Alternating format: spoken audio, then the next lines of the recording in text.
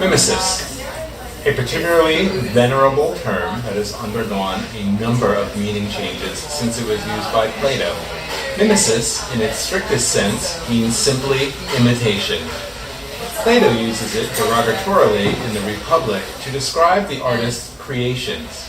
For Plato, since all things in this world exist only transiently and already in imitation of their idea, to copy the things of this world is to copy copies. The problem with this practice, which is the practice of all arts, is that these imitations, despite their increased distance from truth or the idea, are taken for true or given their audiences the illusion of truthful representation.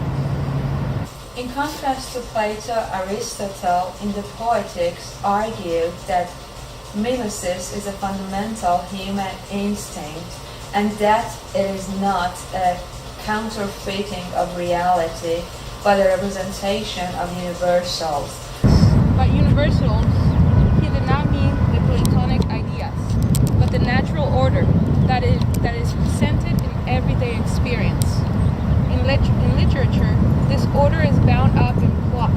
Not simply in the sequence of events of a story, but a structure of events that are so firmly enmeshed that they form an organic whole.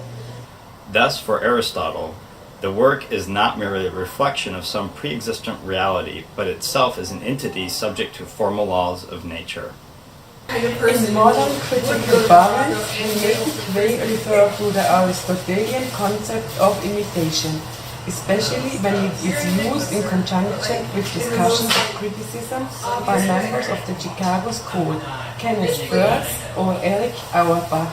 Its most common use, however, is a description of works of art that are understood to be reproductions of an external reality or some portion of it. A number of theoretical approaches, including some types of Marxist criticism, are known as mimetic criticism, for their insistence on the representational relationship of art to an empirical reality and on their positing reality as existing at some level outside the mediation of discourse.